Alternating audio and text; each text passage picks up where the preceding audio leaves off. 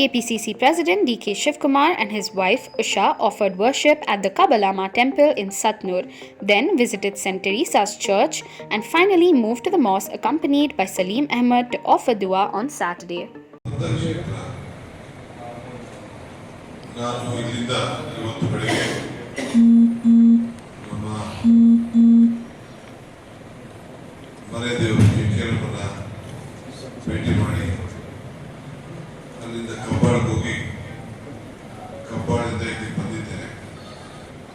ಇದಾದ್ಮೇಲೆ ಕುಪ್ಪದಲ್ಲಿ ಚರ್ಚ್ ಹೋಗ್ಬೇಕು, ಕಾಡು ಮಧ್ಯದಲ್ಲಿರುವಂತ ಚರ್ಚ್ ಹೋಗಿ ಪ್ರಾರ್ಥನೆ ಮಾಡಿ ಬೇಕಾದ ಹೋಗಿದ್ದೇನೆ. ಇದಕ್ಕಿಂತ ಮುಂಚಿತವಾಗಿ ತಮ್ಮ ಧರ್ಮದ ಗುರು ಹಿರಿಯರ ಸಮಾಜದ ಎಲ್ಲ ಆಶೀರ್ವಾದವನ್ನು ಪಡಿಬೇಕು ಅಂತೇಳಿ ಇಲ್ಲಿ ಬಂದಿದ್ದೇನೆ. ಇಲ್ಲಿಂದ ರಾಜ್ಯದ ಎಲ್ಲ ಧರ್ಮಗುರುಗಳು ಕೂಡ ನಾನು ಪ್ರಾರ್ಥನೆ ಮಾಡ್ತಿದ್ದೇನೆ. ಪಕ್ಷಾತೀತವಾಗಿ ಮಾಡ್ತಾ ಇರೋದು ಹೋರಾಟ